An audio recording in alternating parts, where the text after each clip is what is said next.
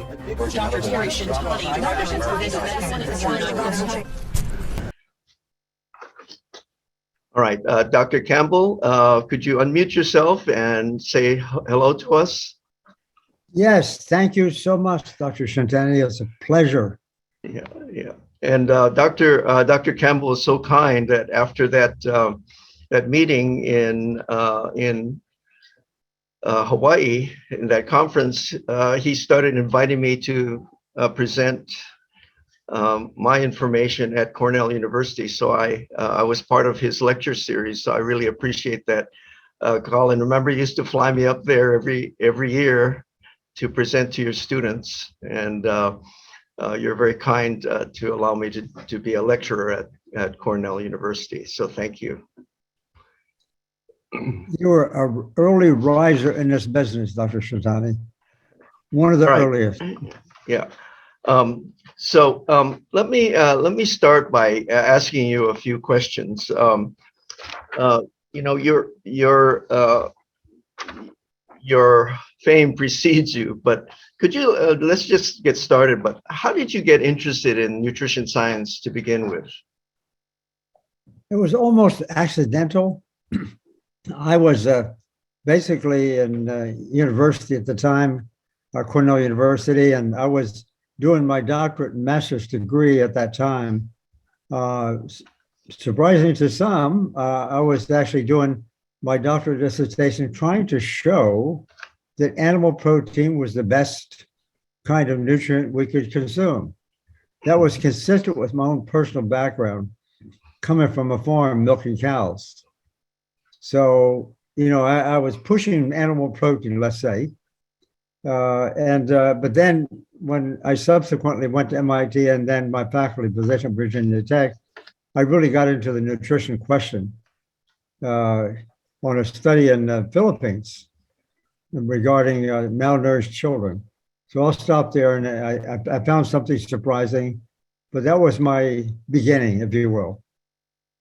Right. So, what were you finding when you started looking into the topic of animal protein and nutrition?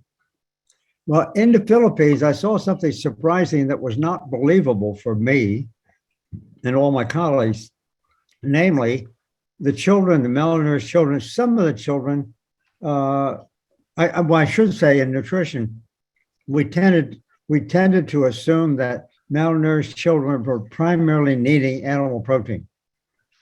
Protein in general, but especially animal protein. But I was seeing some evidence that the few children, just very few children who were consuming more protein were more likely to get liver cancer, of all things.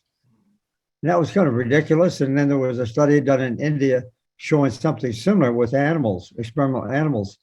So that meant, you know, I had to go back to my lab and organize a research program to see if that's true. I was inclined not to believe it.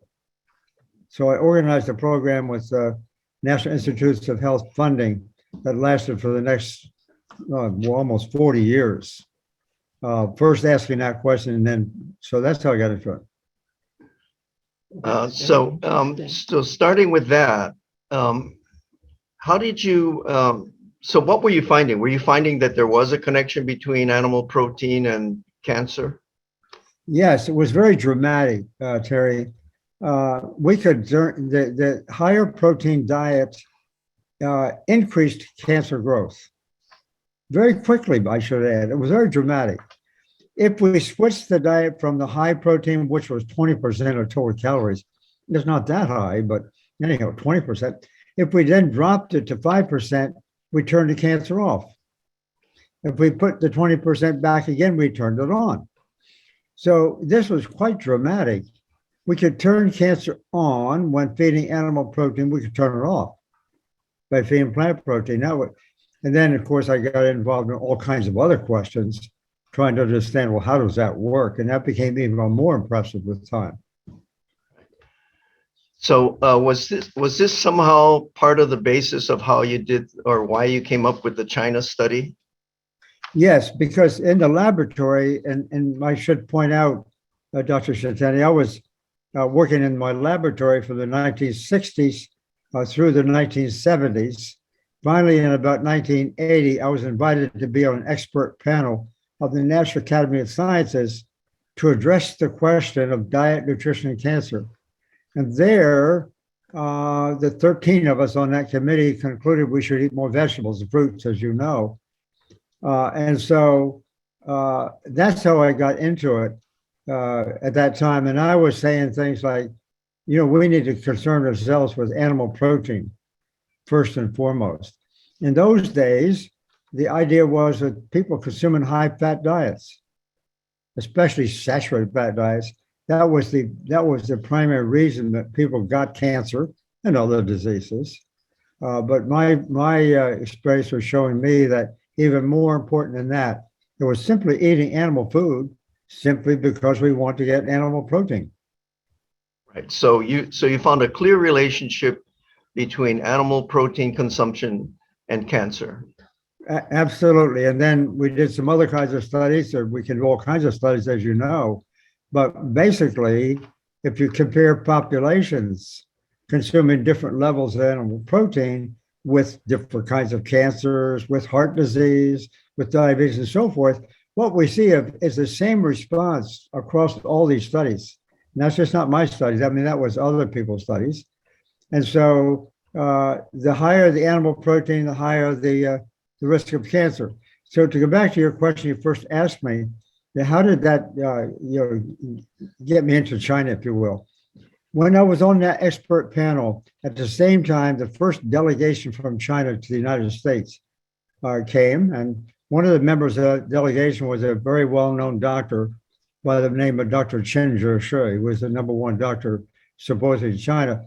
He came to my laboratory and worked with me for a while.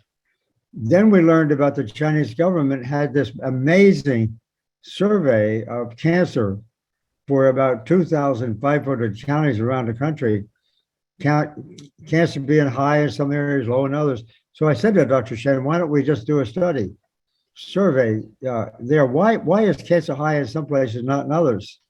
Of course, then we also joined University of Oxford, particularly Sir Richard Peto, and we organized the study. And I wanted to basically see if what we were seeing in the laboratory animal studies, to see if the same applied to humans. That was a very major question. And of course, what we learned, we collected an enormous amount of information, all kinds of nutritional characteristics. We measured all kinds of diseases, not just cancer. And what we found that not only was the animal protein associated with more cancer, but also it was associated with heart disease. And just the so-called Western disease that you, of course, are familiar with. So the human study in China was an opportunity for me to basically establish that what we were seeing in the experimental animal studies and what I first saw in the children, it also applies to human populations on a broad scale.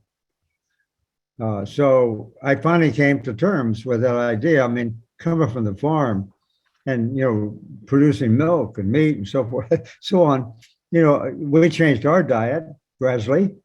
And that's what I've been doing ever since. And so the study has become, the whole philosophy of the hypothesis has become really substantial on many, many different fronts. Right. So what are some of the main findings of the China study I'm sure there were many findings, but what were some of the main findings that came out of the China study? Well, the main finding, I think, from my perspective, is that when we looked at Western diseases in the aggregate, heart disease, cancers, different kinds, diabetes, and so forth, when we looked at those diseases in the aggregate, it turned out those kind of diseases tended to concentrate in the same areas of China, mostly in the more urban areas. And so collectively, I had a way of actually showing that all those diseases were correlated with each other and inversely correlated with the other kinds of diseases like tuberculosis and so forth. When I realized that all these diseases came together, that suggests they may have a common cause. And so with the evidence that we had from our data, we had lots of evidence. I was able to compare that collection of Western diseases with a lot of nutritional factors. And it turned out it was highly correlated with the amount of blood cholesterol in the blood, which in turn was driven by Western diets, more animal protein-based diets. So it was, in many ways, it was real strong confirmation of what we were seeing in the laboratory. We repeat, that study was done in 1983. It was released in 1990, but then we repeated that study, even bigger scale, not generally known. We repeated that study in 1989. That included a joint project between Taiwan and mainland China, the first project between those two areas. And in that particular study, we had an opportunity to look at viral diseases, and how that related to nutrition as well. So did you find some connection between nutrition and viral illnesses as well? Yes. Four of the diseases we had, information on were viral diseases. One of them was hepatitis B virus, which causes primary liver cancer. In fact, I should say, the primary liver cancer deaths is the number 5 cause of death in the world today. It's a major viral disease. And so it really comes from hepatitis B virus. But on the other hand, it also has a very strong nutritional link. What we learned, and this has just been published, just over a year ago, because we're back and collected this data. What we found was that people who eat animal-based foods, and I should say the amount of animal food consumption in rural China was very low compared to the West. So I didn't expect to see anything. But nonetheless, people consuming a small amount of animal food, that was associated with a higher prevalence of viral antigen in the blood. In other words, live virus. It was also highly associated with liver cancer. In contrast, people consuming more plant foods, exactly the opposite. They were the ones that formed antibodies and no relationship with liver cancer. I never saw in all my years of research, I should tell you, data that were so impressive. The same thing that we were seeing for heart disease and other kinds of cancers and diabetes that you know so well, the same thing there applies to, in that case, a virus disease. I had some difficulty publishing that because they didn't even want to review it, I should tell you. But I suggested in that paper that this might have some relevance for the coronavirus, the COVID-19.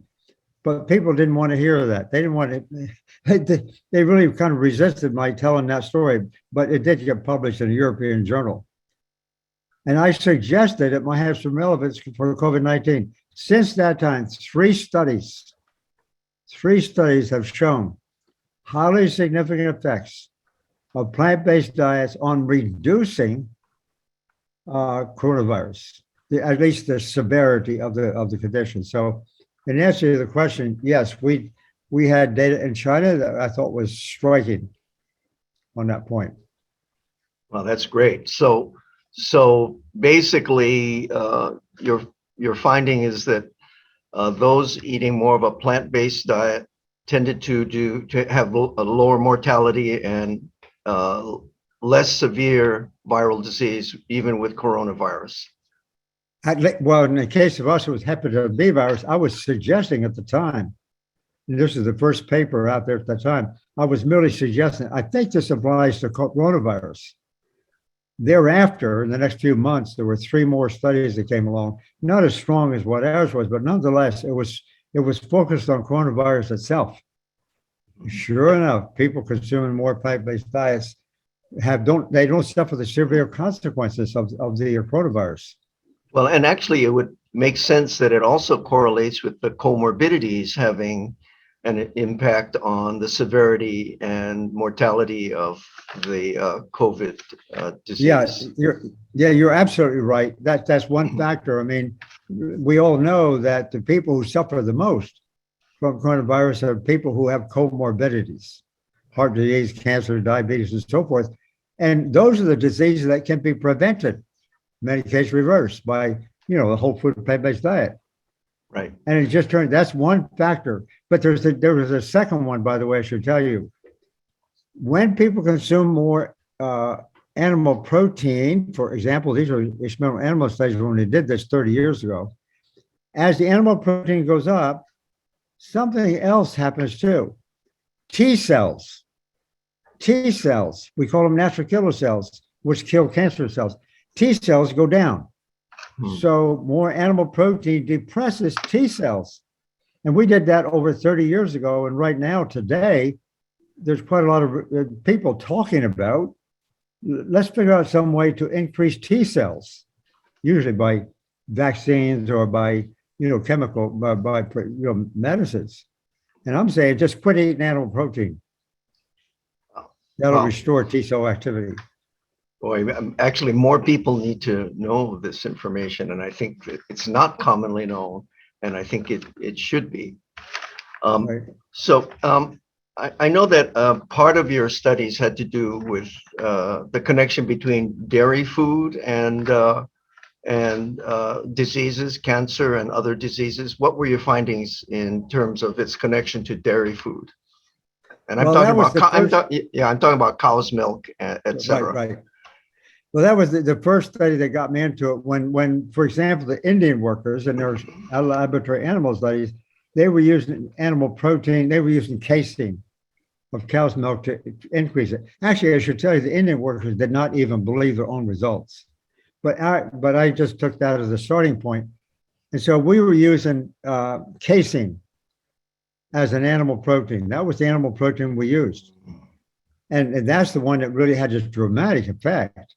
And since that time, of course, all animal proteins have rather similar activities. We tested plant proteins like wheat protein and soy protein. It did not have that effect. It did not increase the rate of cancer. Only the animal protein, and the animal protein we used was casein. For me, that was a difficult personal proposition. As I said before, I was raised on a dairy farm. I milked cows, and we were supposed to drink more milk. I drank a lot of milk when I was growing up. So, it's kind of hard, when you see something so at odds, so opposite, with what I thought I believed. And in the graduate school, I did the same thing. But in reality, yes, dairy food is a problem. And so other data have shown, we did that too in China, the higher the consumption of animal protein, supposedly to get more calcium, the higher the consumption of more dairy, for example, the higher is the risk for bone fracture rate, which is an indication of osteoporosis. It's exactly the opposite of what the dairy industry has been telling us. More dairy, more osteoporosis. That's what the data show. Oh. And more cancer and more heart disease. Oh, amazing. Was there any connection with whey as well? I can't say that. We didn't test whey alone. The only thing I can say is that when a large number of different animal proteins were compared one with another, compared to the plant proteins, in terms of raising blood cholesterol levels and heart disease, that was a study done by your friend too, I think, Ken Carroll, the late Ken Carroll. In any case, he was able to show that, yes, you just increase this here and you get more of all those diseases. Now, I saw an article about methionine as being a problem as well. Have you seen anything like that? Right. Was not surprising, and that one of the effects of animal protein is the fact that it does have sulfur amino acids in the protein, more sulfur amino acids, methionine in particular.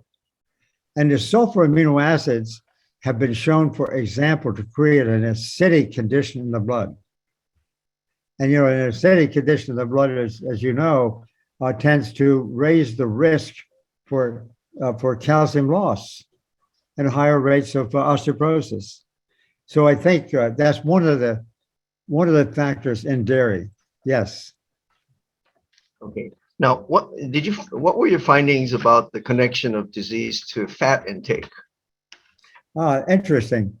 For a long time, decades, in fact, we've heard that saturated fat is associated with heart disease, especially, and with breast cancer and some other cancers. And so saturated fat has taken on a bad name.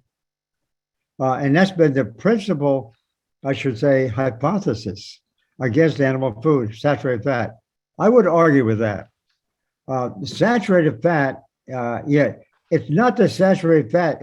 It's correlated, yes, with the disease, but it's not specifically responsible for the disease nearly as much as animal protein.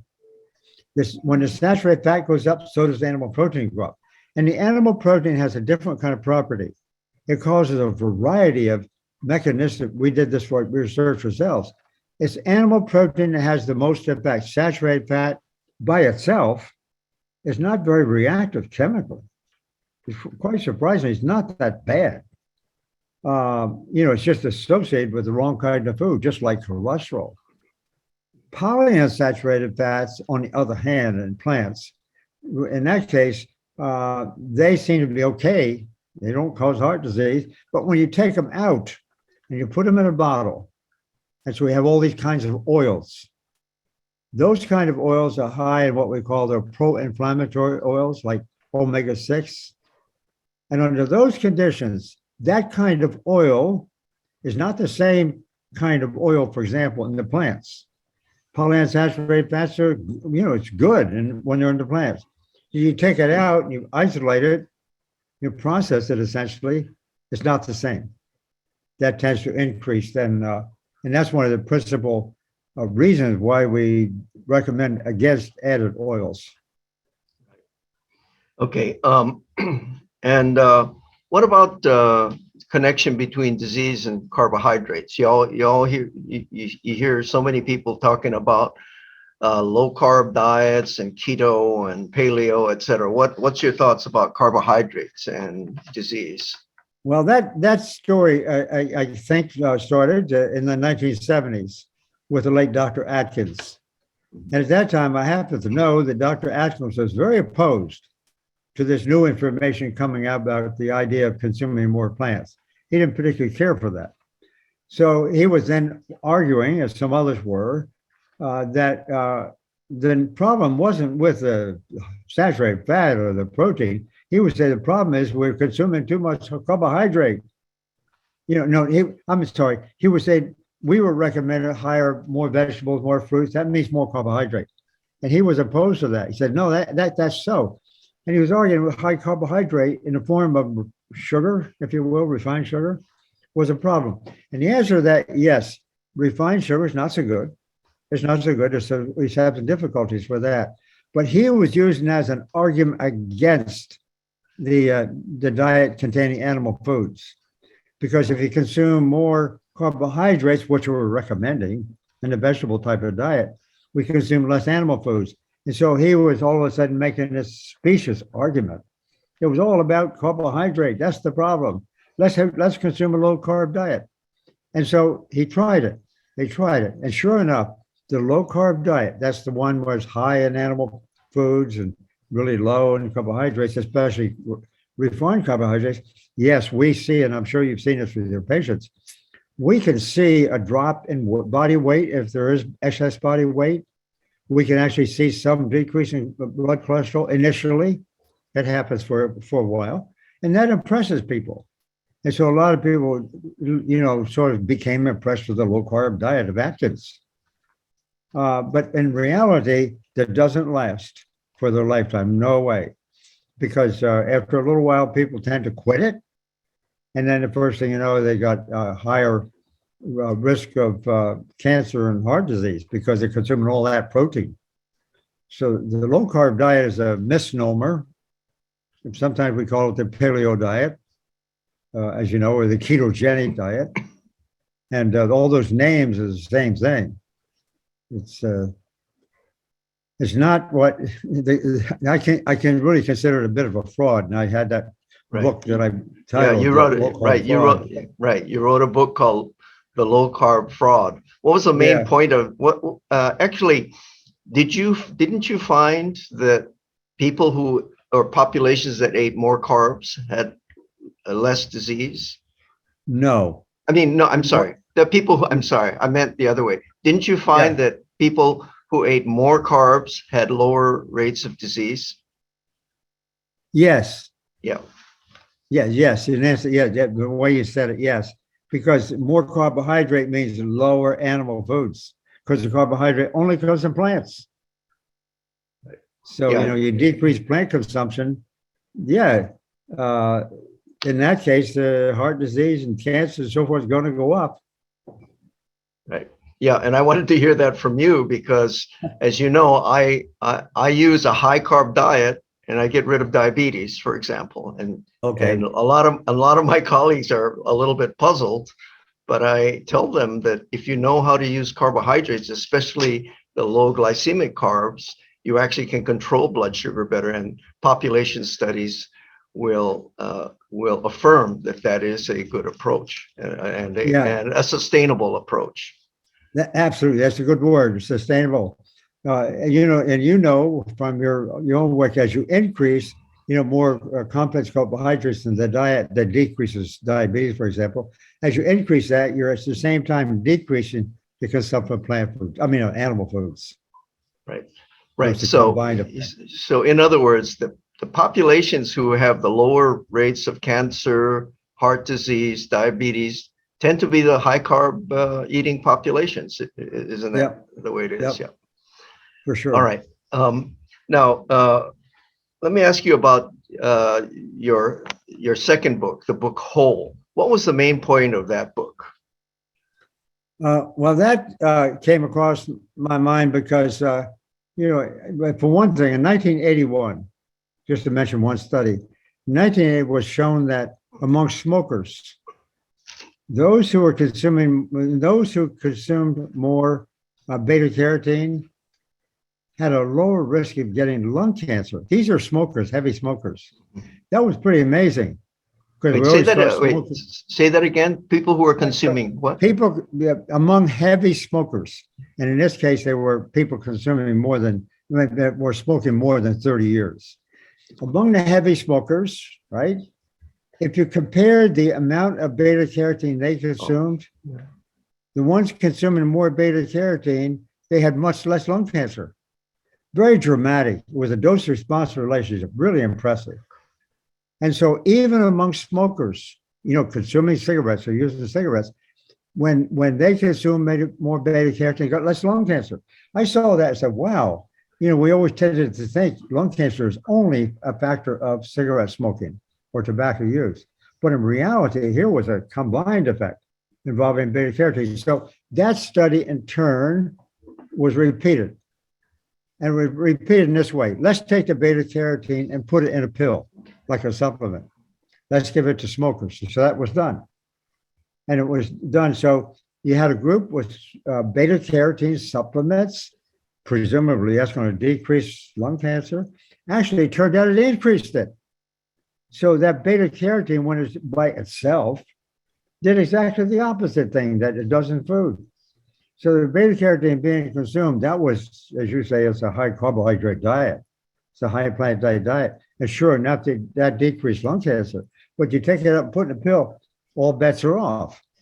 And so I got quite involved in the having to give testimony on some of that in the 1980s on the use of supplements. And as we looked at all the data, from my perspective, nutrients that are in the form of supplements do not act, very likely, not act in the same way necessarily as they do in food. So when you take the nutrients out of the food, that's a problem. This is what led to the concept, hey, let's just eat whole food when everything's working together. And I saw that phenomenon from another perspective too, and that is from a biochemical point of view. All these nutrients in the food of plants, for example, hundreds of them, nutrients and nutrients, they all come into a cell and they all work together to create a whole bunch of responses, that basically produce the effect. It's very dramatic. So I like that word holism because we're talking about using whole foods. We're talking about the whole effect. Right. And actually, you sort of coined the term whole plant-based diet, right? Because you didn't want to say the V word, right? Yeah. In the late 1970s, I was asked at that time I was on a committee of cancer researchers determining who gets grants and who doesn't at NIH. And so at that time, there was some interest in the possibility nutrition might have something to do with cancer. I was the only member of 13 members. I was the only member who had a background in nutrition. So my colleagues asked me, why don't you spend some time at our next meeting and tell us a little bit something about nutrition? So I did. And I knew at that time that what seemed to be emerging was that vegetarian diets might be a little bit better. But I didn't want to use the word vegetarian. It's a good concept. There's nothing wrong with that. But I didn't want to use it because that's not the way I got into this business. So I tried to think of some other word. And I thought of the word plant-based. And I suggest, I'm not sure that was the best term, but I said plant-based, okay. And then I added whole to it because of the reason I just said a moment ago. And that was in the 1978, 79 period. And now it went all those years, nobody ever paid attention to plant-based. Now all of a sudden this word plant-based is getting to be every place. It's all over. Yeah, right. And thanks partly to you and others, of course. Yeah. All right. Let me ask you another question. You talked about oil. What do you think of olive oil, processed olive oil, or extra virgin olive oil? What's your thoughts about that? Well, olive oil, as we know, has the monounsaturated oil, of course. We got the polyunsaturates in plants in general. We have saturated fats in animals and monounsaturates. If we study them separately, and some of those studies have been done, olive oil seems to be a little bit better. For example, certainly better than others, even unsaturated. So it's suggested that, that's not so bad. We can have some olive oil because it's not quite as bad as some of the other kinds of oils. And I think that's still a fair statement. There's a little bit of a benefit there in a sense, but in reality, once again, when we use the oil as just oil alone, it's a concentrated source of energy, and it sort of acts. It's not so good. It's not so good. I think that story for me, at least, is that the whole olives, the whole food, the olives themselves, that's good. No problem. Avocados, olives, macadamia nuts, in your state. Those kinds of food products, they're pretty rich in fat and oftentimes in, monounsaturated oils, for example, is typical of olive oil. That's good food. That's good food. Right. So you think it's okay to do olives, avocados, nuts. These are, I think, seeds like flax and chia seeds. They're all high in oils, but they're, as you say, in their whole form, and that would make it better anyway. Yeah. I think so. Yeah. All right. I'm going to start taking we have people putting in questions in the chat box, so I'm going to start taking a couple of those questions. Let's see. Why does it? Okay. Here's a question. It says here, what would appear to be the addictive nature of meat consumption? Why is it so many people have a difficult time getting off meat? What's your thought about that? Yes, it does become an addiction.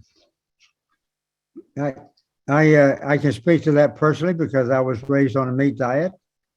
And so I totally understand. It becomes an addiction, and like other addictions, we like the things we were raised on. I mean, it's just that simple. Yes. That's one thing. The second thing is, whether it's subconscious or not, a lot of people wanted to consume meat because it was so-called high-quality protein, and that's what was used to advertise and so forth. That's not true. The protein of animal sources is not high quality. And I've gone back and looked at that with some care historically. And that's a mistake. That's a misunderstanding. So we consume meat, I think, for two reasons. One is our families used it, and we become, we like the taste, et cetera, et cetera. And then, intellectually we saw it, it has good protein.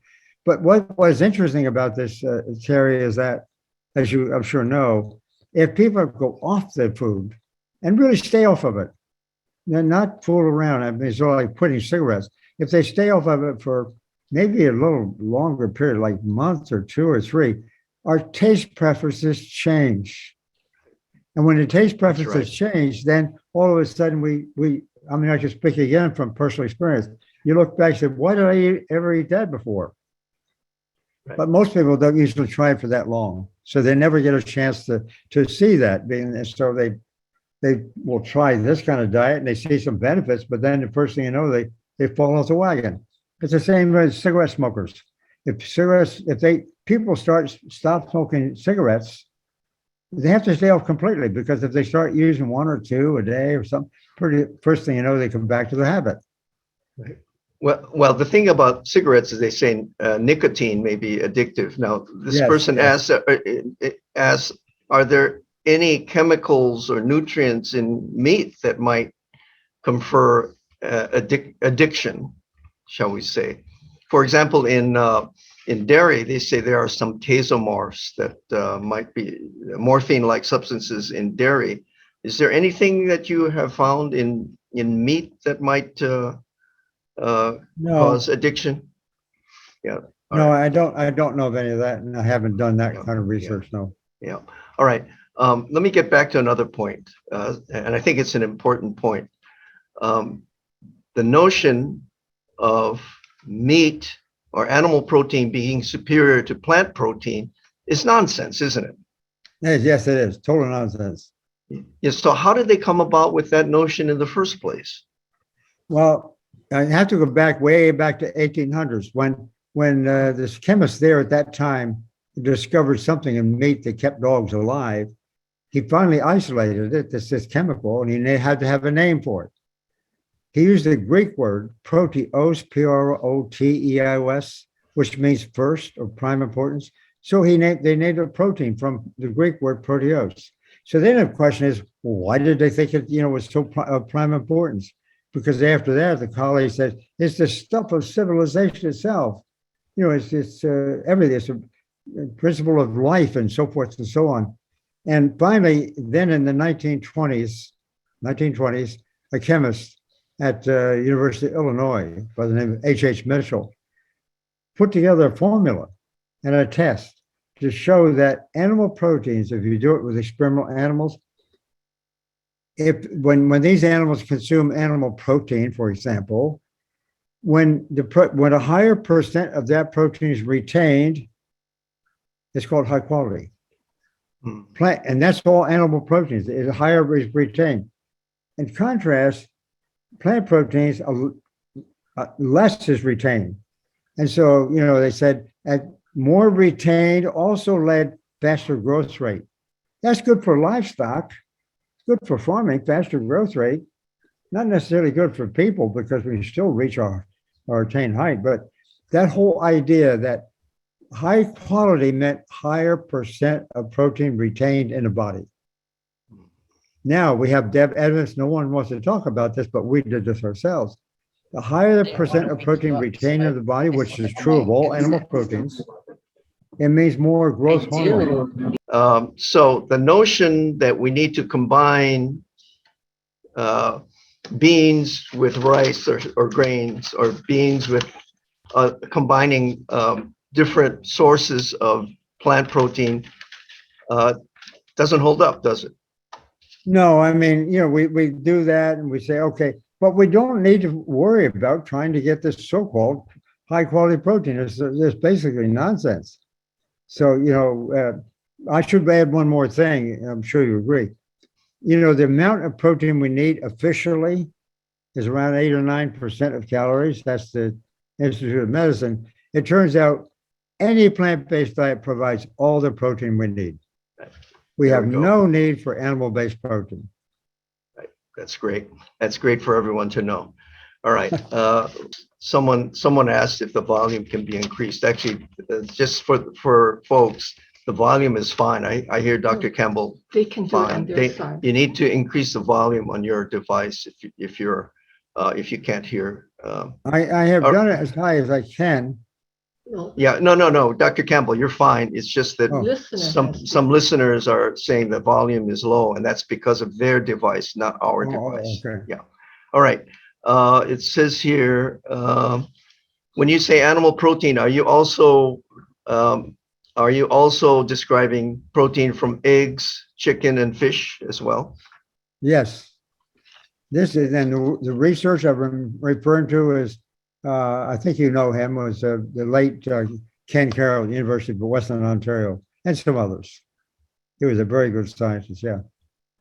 Right. What about cooking oil? What oil do you like for cooking oil? Well, most of the cooking oil is, for example, is corn oil, especially. I think I don't know what percent of the total, but it's pretty high.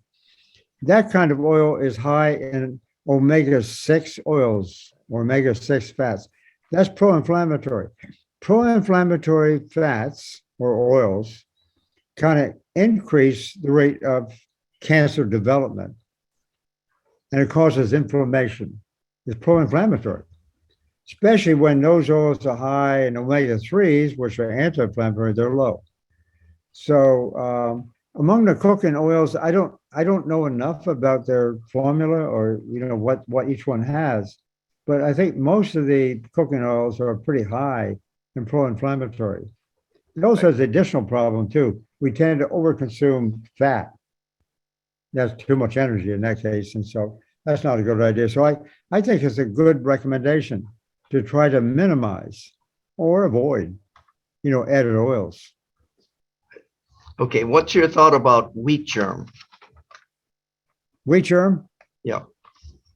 Gosh, I don't know enough about that. I think my own guess, and that's about all I can say. It's good stuff. I think it's got the right kind of material in it, and if somebody has some evidence that they know it's really working, I help them.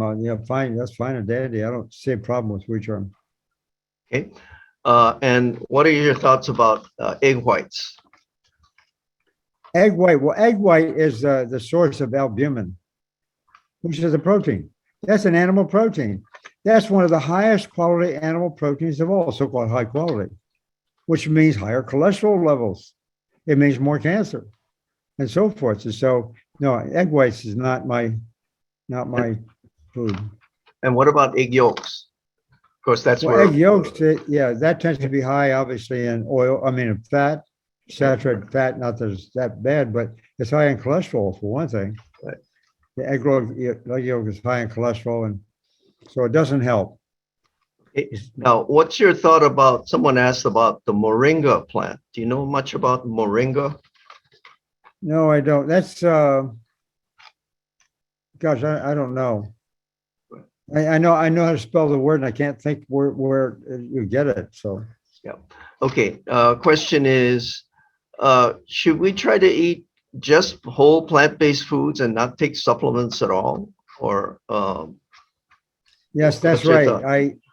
I mean, I was the chief witness at the beginning of the supplement industry in Washington. I was the one in the stand that was being questioned on this, so I had a chance, extensive chance, for over 3 years, sort of looking at some of the claims that were being made. And I just, at that time, I saw no benefit of using supplements. So I didn't never use supplements. I should say I'm 88 years old now. I still don't use supplements. And I don't use drugs either. I just use a whole food plant-based diet. Right. Okay, next question is, do vegans need to supplement with EPA, DHA? EPA, DHA, those are fish oils, of course, but those are derived partly from plant-based omega-3s, right? Yeah, so, yeah. No, I think, I know that's urged sometimes, that claim is made, but I'm not convinced that's really true. Because it turns out, and this is Tim Key's work in England many years ago, the best data I know of, no matter the total amount of oil consumed by vegans is exactly the same as meat eaters, the same as vegetarians. So vegans are not eating very well, to be honest about it. They're avoiding, animal foods. That's helpful, yes. But on the one hand, but on the other hand, they end up using the same amount of refined sugar and the same amount of added oil as meat is. So, under those circumstances, I guess you could argue that maybe supplements, if they're going to eat bad food, maybe it might help a little bit, but it's not the way to go. Right. Yeah, I think if the term vegan doesn't necessarily mean healthy, right? Because That's right. right, potato chips and jelly beans are vegan, but That's I right. wouldn't call either of them healthy foods. Yeah. Yeah, I don't use that word vegan or vegetarian, to be honest about it. All right. Okay. And what about range or grass-fed organic beef, eggs, and chicken? What's your thought about range-fed animal products? It sounds good. It was a story, came out by Michael Pollan, who wrote the book at the time, Omnivore's Dilemma, a couple other books. That might be a good way to get better food than on the feedlot. I suppose from a theoretical point of view, it sounds like a little bit better, but the amount of protein in those kind of animals is the same as it is in the feedlot. It's really the protein that makes the difference. So why would we want to use range-fed animals? Just to avoid a little bit of certain kinds of oil or fats. It doesn't make sense. Okay, and actually, I'm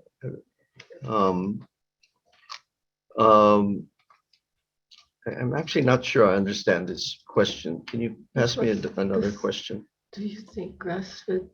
Maybe you should have. It says, do you think grass-fed meats will improve the species genetic profile for humans? I see. Do you think grass-fed meats will improve the species genetic profile For humans.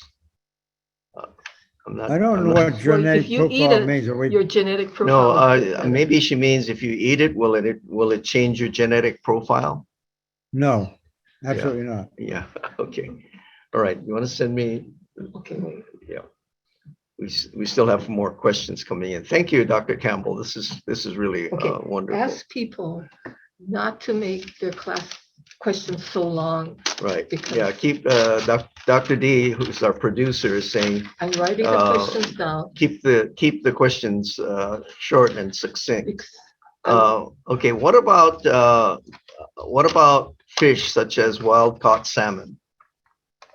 Of all the fish types, that probably maybe is the best on the one hand, but on the other hand, it's taken from the deep seas, and we have to worry about all the contaminants that are in fish, like the polycyclic aromatic hydrocarbons, the dioxin, et cetera. So that's one problem. The other problem is even the deep water fish, they have protein, it's high quality, it's just like eggs and milk and meat. So, and they don't have, and this kind of fish doesn't have the antioxidants. So. Right. So anyway, we still need to be careful, but salmon is probably better than maybe, yeah, beef. Okay. All right. And of course, the notion is that it's high in omega-3 oils, right? The natural. Yeah. All right. This is another good question. Is there such a thing as eating too much soy food? Yeah, there's an issue there with soy. Mostly over the years, we've been hearing that soy has estrogen material in it, and that's not considered to be very good.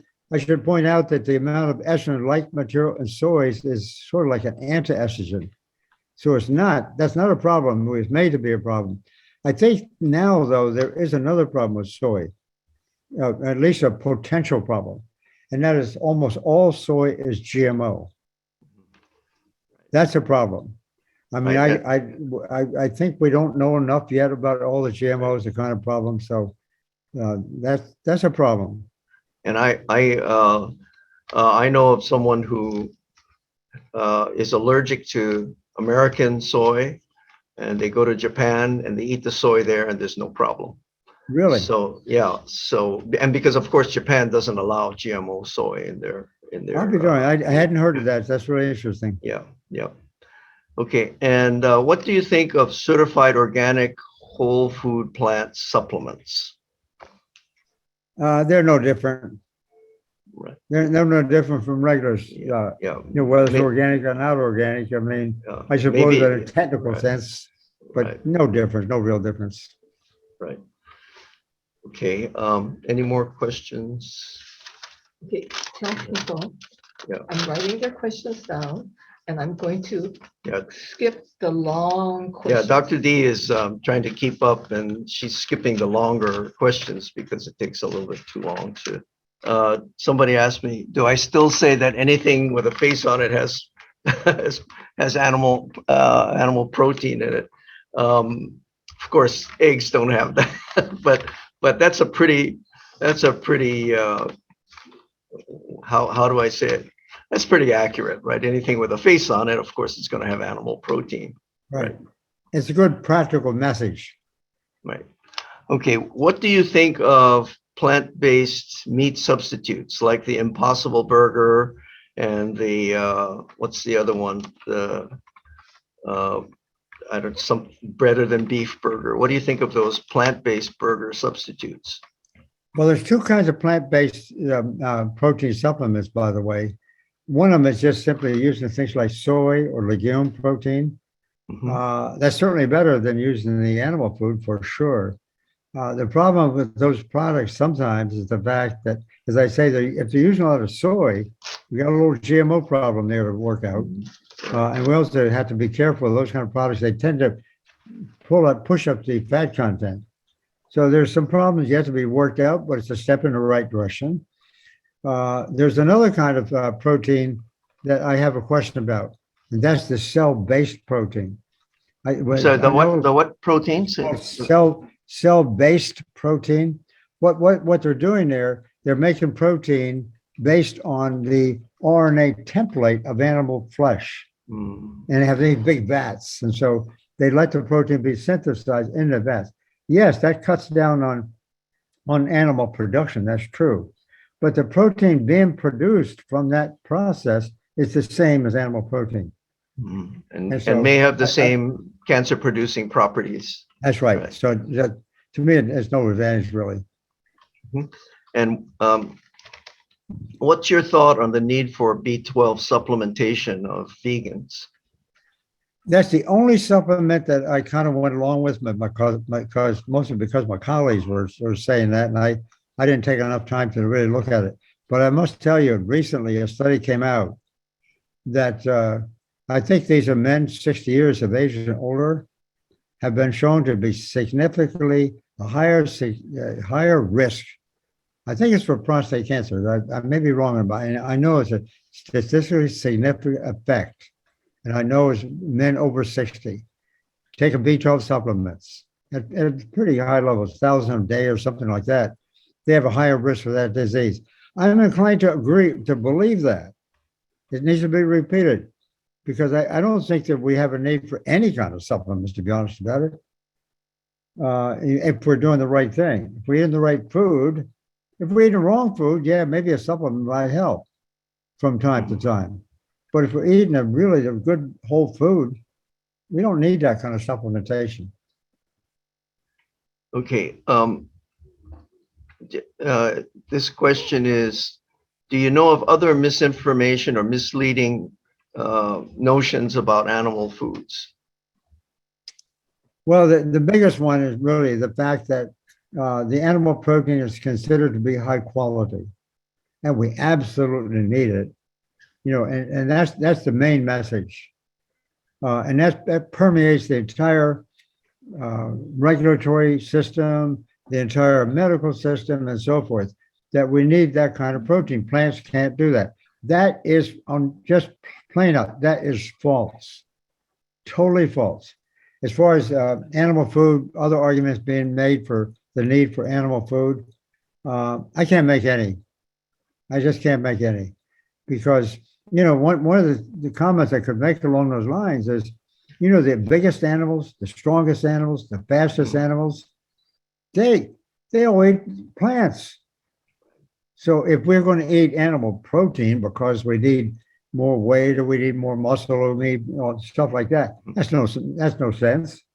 I mean, those animals, from the giraffes to the elephants to whatever, cows even, horses, they all need plants. They do pretty well at it.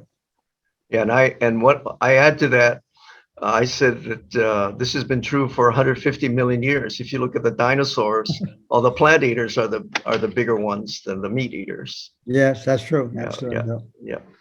All right. Another question is, what about the connection between animal protein and arthritis?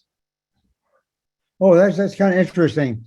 Your friend, my friend, your colleague, close colleague, Dr. John McDougall, some years ago had some information on that, I thought, and has now been pretty well, established. Consuming animal-based foods, especially in the form of dairy, with the extra animal protein, it tends to increase the problems with arthritis. And I think that's probably due as much as anything to the free radicals that are being produced because of that kind of inflammation. And so we have evidence now, and you can speak to this better than I can, I think, that people with arthritis, when they're taken off dairy and off of that kind of food, we can see in many cases an improvement in their problems, less pain and so forth. Do you see that? Sorry? Do you see that? Yeah, I routinely get rid of arthritis. I actually have some data on it. Oh, when I put really? people Okay. on a plant-based diet, I see actually chronic pains scores go down 50% or so, even That's in 10 great, days. Yeah, in just 10 days, the chronic pain scores go down by 50%. Right. Yeah. Right. And part of it is, I think it has to do with, I'm taking out a lot of the omega-6 oils out of their diet. That's true. Yeah, Yeah. I'm sure that's true. Yep. Okay. Do you have recommendations of people who are underweight? Can they gain weight doing a plant-based diet? That's a tough one. I don't know. It's a really tough one, and I don't know how to answer that question, except to maybe increase the amount of maybe the high fat foods, like, I'm talking about whole foods, maybe some avocados and nuts and get some more Olives, energy in them. Yeah. I think that's maybe one thing that is probably the best recommendation. Right. Yeah, and I also add to that, especially the older women. Well, you need to build muscle, you need to exercise, and actually some older women, they have some issues with hormone imbalances that make it hard to retain. Okay, it says the question is, if you're not eating anything healthy, some doctors will say something is better than nothing. Well, Eating something is better. eating something is better than, well, of course, you don't want to starve, but what's your thought on that comment? Well, when I've been asked that question, I think of the famous airplane crash in Chile many years ago when there was a crash in the mountains, and somehow the pilots, the people, the crew survived, and they couldn't get to them, and they didn't have anything to eat. And they actually, one of the crew members was actually unfortunately killed, and they actually ate some human flesh at the time to survive. It's kind of great, but that was a story that was often told. So, maybe I'm bypassing the question a little bit, but if you have nothing, if there's nothing else, if you want to stay alive. Of course, yeah. Of course, you'd have to have some calories, right? Yeah, that's right. Prevent starvation. Okay. One person asks, what does Dr. Campbell eat on a daily basis, typically? Whatever my wife feeds me. We've been married for 60 years, and she's the one who's always fixed the meals.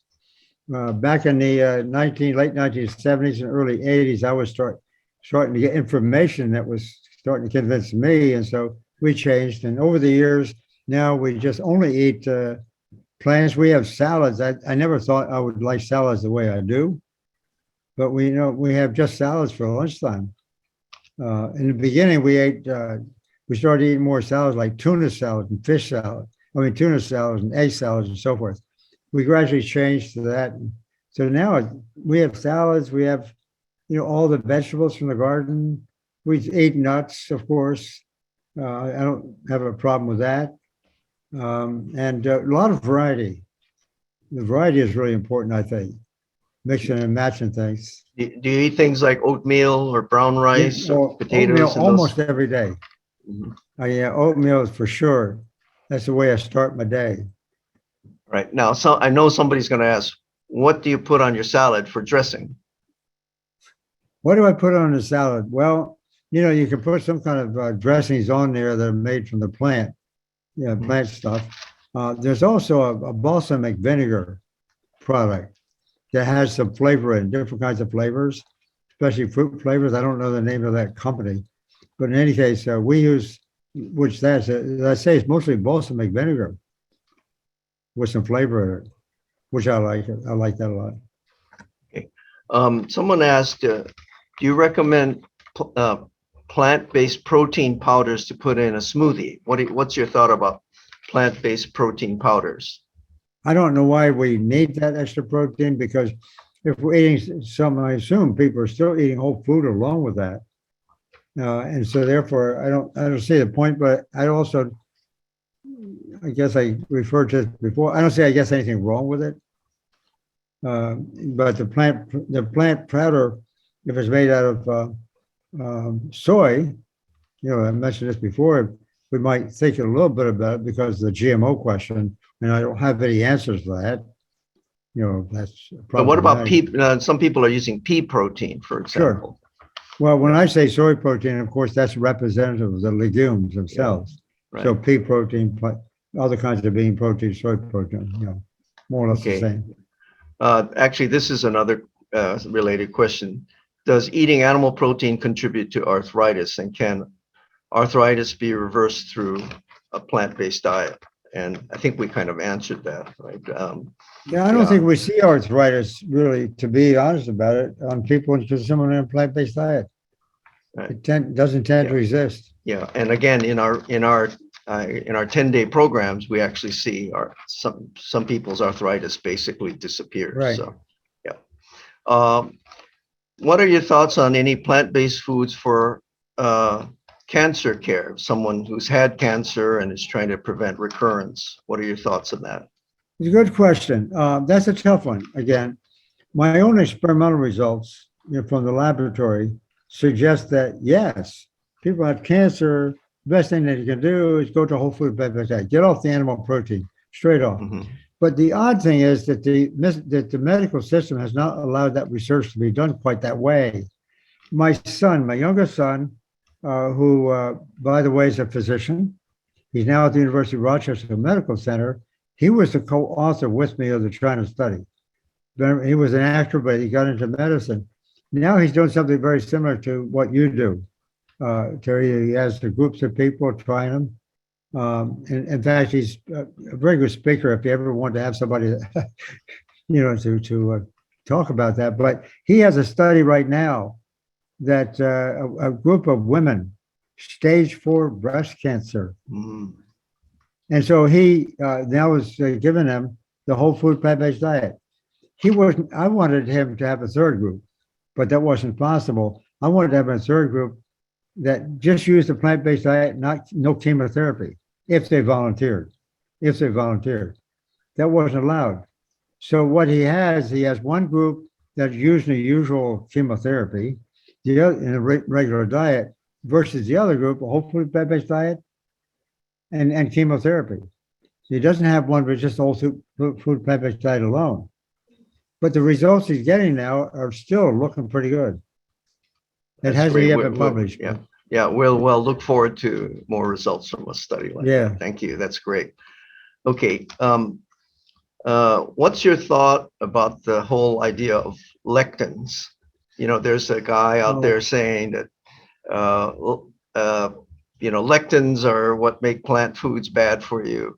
Yeah. It's another attempt. There's been a variety of attempts, but that attempt has gained some traction because of the advertising of the idea. It's false.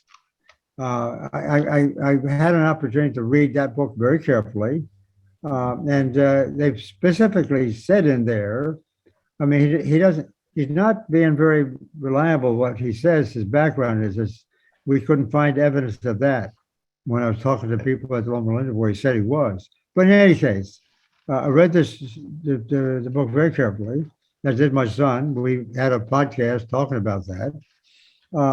The story is that they're trying to say that plants, the carbohydrates, have all these lectins, not just gluten. I mean, gluten is a problem. It can be a problem if people have that kind of problem and they stay away from it.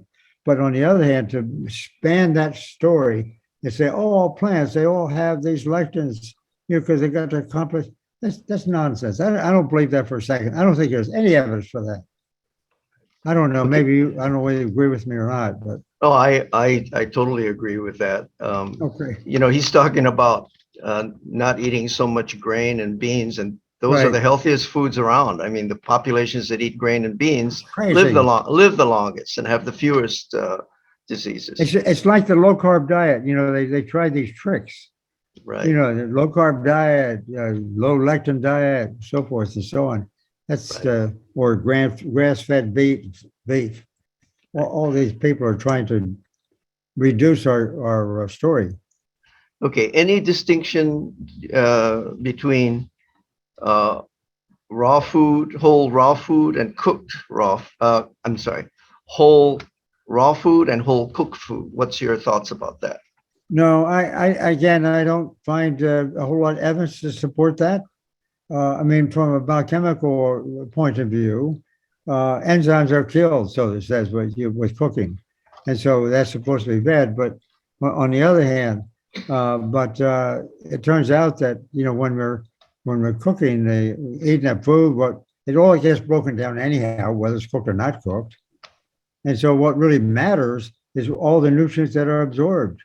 Digested and absorbed to get into cells and it works their magic. It has nothing to do with cooking, almost nothing to do with it. Right. This is going back to another question. How would you get B12, considering that there's very little in plant-based foods? Well, that story has also been, I think, exaggerated. But quite frankly, in the olden days, when we were getting vegetables out of the garden, and not necessarily scrubbing them and cleaning them to death, like sometimes we want to do, some B12 was there. Maybe it was a little bit attached to the soil, whatever. So the organic produce tend to have a little B12 in it, and we don't need a very tiny amount. So I don't think I don't much anymore compare. As I said, at one time did allow a bit of exception for B12 because of water soluble, maybe not harmful, so forth. But I'm not, I don't think we need to worry about where we're going to get the B12 from. We certainly don't need to eat animal food to get the B12. Okay. What's your thought about the saturated fat in palm oil? Is that a problem? No. Oh, I'm sorry. I spoke too fast. If it's in the form of oil, okay, that the added oil, that is a question, because of the energy content and so forth. And so it might not be as bad as, I say, the unsaturated oils, on the one hand, but on the other hand, the coconut and so forth in the whole food form is fine. Right. Okay, let me see if there are any other, let's see. I think some of these we covered already. What's your thoughts about consuming collagen? Yeah, I don't know that. I mean, collagen is actually it's a low quality protein, but so the story goes. So it's a source of nitrogen and so forth. But once again, we do not need to worry about getting enough protein. So we don't need a collagen. I mean, I hear some of the claims, and I'm not familiar enough to know whether or not some people have seen real benefits. Maybe they do. I just haven't been convinced. Right. And what's your thought about the gluten and the hypothesis of leaky gut syndrome? Well, the gluten, that again, I saw some figures again, going back to the guy who wrote the lectin diet, for example. I heard there's inferences in there that maybe as many as 40% of people have a gluten sensitivity. I don't know whether you ever heard that or not. I think that's nonsense. And so it was useful to help sell the book for one thing, because there are other glutens too. But I think the latest figures I've seen is that maybe 2 to 3% of the people at the most have a gluten problem. And if they do, they can find out, do the testing of the idea. If they are allergic to wheat because of gluten or something like that, well, then don't eat it. There's lots of other sources. Yeah, and actually, to back up what you're saying, I saw a study that showed that when they actually do a double-blind study, there's really no connection between gluten and the symptoms of gluten sensitivity. It's almost manufactured. Can I ask you more? Yeah. I'm not surprised. Okay. Okay, Dr. D has a question. Okay, there are 45 more questions. Oh, yeah, there's, Listen, yeah. hold on. All right, a few more questions. I know we're coming to the bottom of the hour, and we've had Dr. Campbell here for quite a while, but here's a couple more questions. Many plants and seeds are known to be goiterogenic and contribute to low thyroid. What's your thoughts about goiterogenic foods and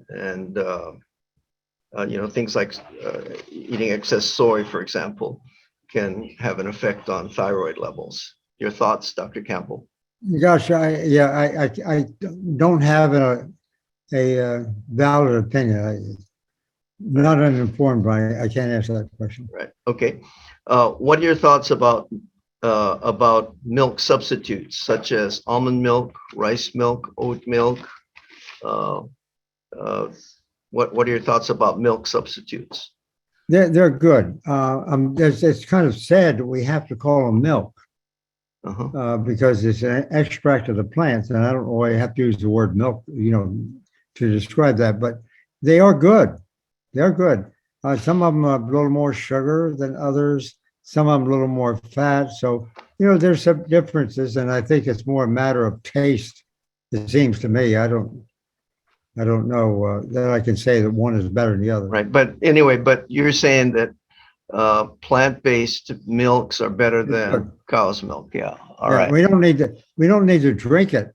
There's no point of drinking it, but certainly it's useful for cooking, and we can put it on cereal if we do that kind of thing. Yeah, right. All right. Let's see. I'm actually trying to make sure we catch all of these questions. What do you think about things like almond butter and nut butters? Well, because they're typically high in fat, of course, right? Of course. Yeah, and I don't recall what the omega-6, omega-3 contents of those oils are. I suppose used modestly, they're okay. I don't know whether we have really research on that, and at least I'm not familiar with it to know that they're particularly bad or good. Mm-hmm. But actually, that might be a good answer to people with weight issues, right? Because those are concentrated calories. Right. Yeah. All right. I guess someone else is asking. So, what dressing do you put on your salads, if any? Well, balsamic vinegar flavored dressings. Mm-hmm. Yeah, but with no added oils, right? Right, exactly. Right. Yeah. Okay. And let me add to that. Sometimes what I use is a mixture of Dijon mustard with balsamic vinegar, with maybe a little bit of soy sauce for a little, if they want a little bit salty. But that's actually a combination that I tend to like. Other people like to put balsamic vinegar with miso. So that it has a little bit of saltiness and a little bit of, well, it thickens the dressing a little bit. So, all right. How long was your transition from eating animal products to being plant-based? How long did it take you to shift over? How long did it take for me to shift? Yeah, right. About 10 years. So it was a gradual shift.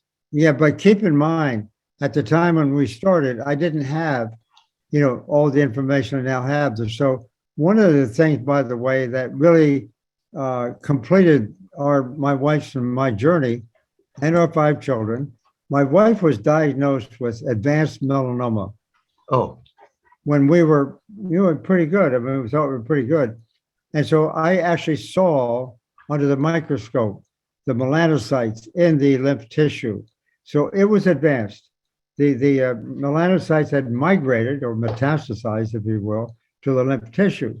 But it was in a part of the lymph tissue that I thought perhaps it indicated more than anything else. It might have already been coming back at that time. I don't know. Going forward, going back.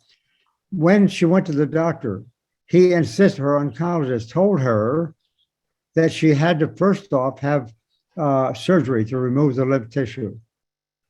Secondly, he had chemotherapy recommendations. And she looked at him, and I was sitting there. He didn't know who I was. He just accepted the husband. She told him she was not going to do either. The man was really kind of ugly in a sense that he reacted in a very negative way. He says, "Ma'am, if you don't take this here, what I'm recommending for you, I will not be able to do anything for you in 6 months." So here she had advanced melanoma. She did nothing. She went and did a fast for one thing, and then she really was 100% really pure. That was 17 years ago. She's now 81, no problem. Right. And actually, I know myself that advanced melanoma is almost always fatal. And that's amazing. That's an amazing story that you're telling.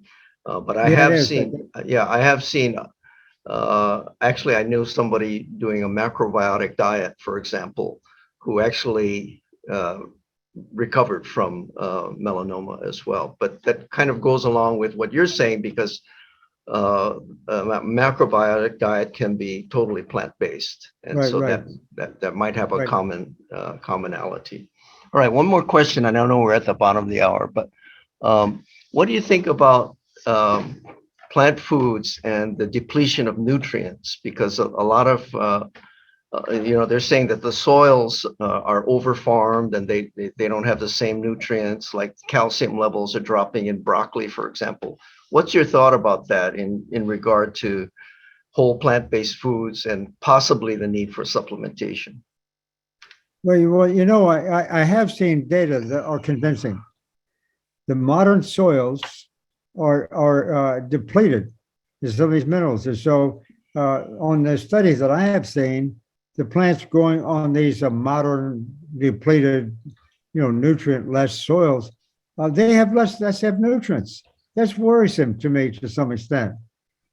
And so I don't know, other people's guess is as good as mine. I think it's really important still use those foods wherever they come from. That's number one. But it suggests, at least theoretically, that maybe if that's the only kind of food they're consuming, maybe a little supplementation, I guess.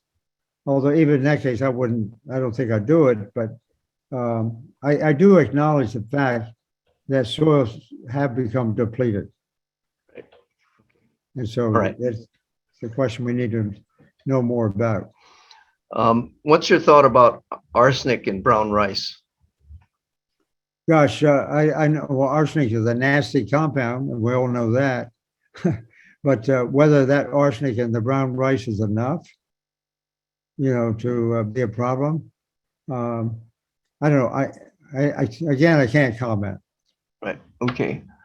All right. I think we're kind of past the bottom of the hour. Dr. Campbell, I want to thank you for spending all this time with us.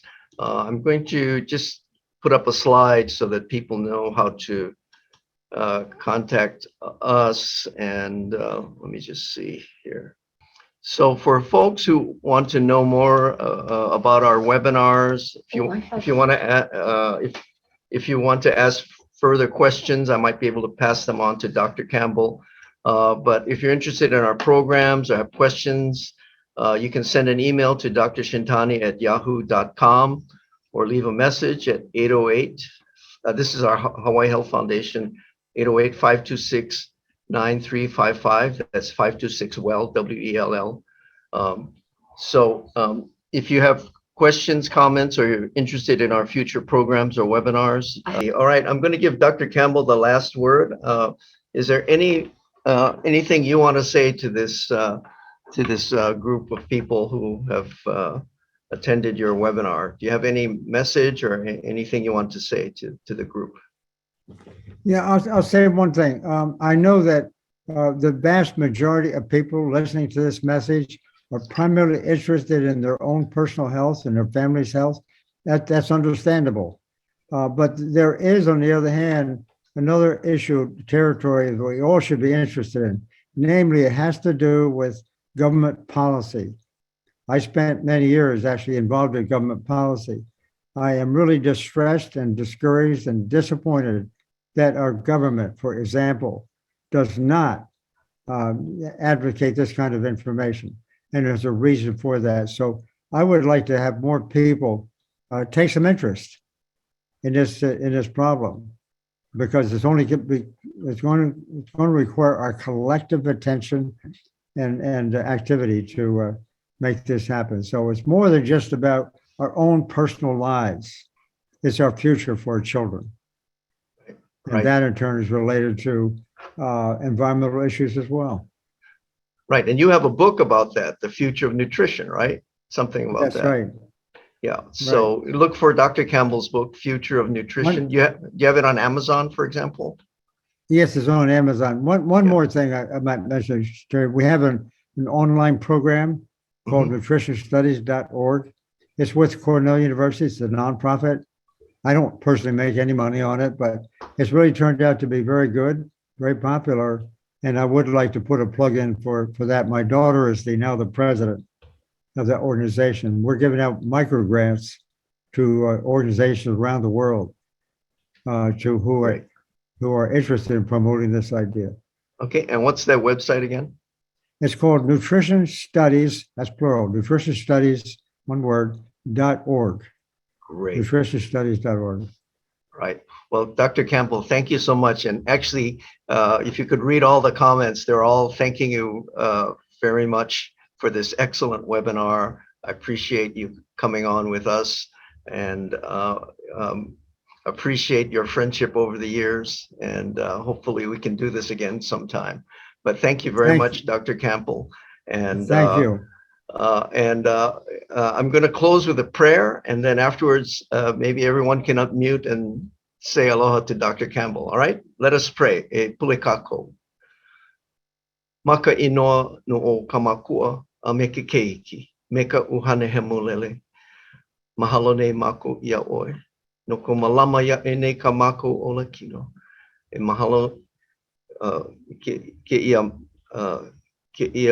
makana na au mai kalani a hui ho ai.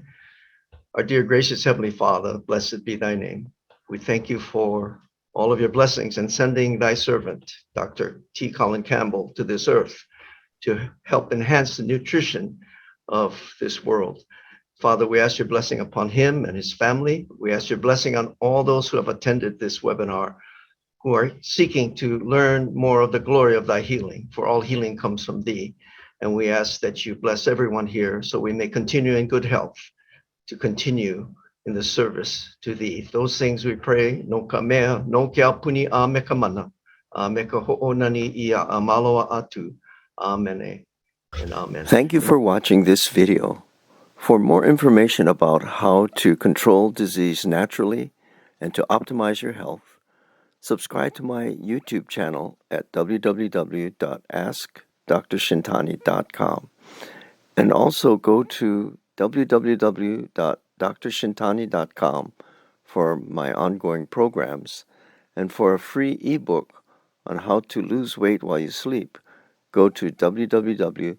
www.peacediet.org. I wish you the best of health and the Lord's blessings always. Aloha.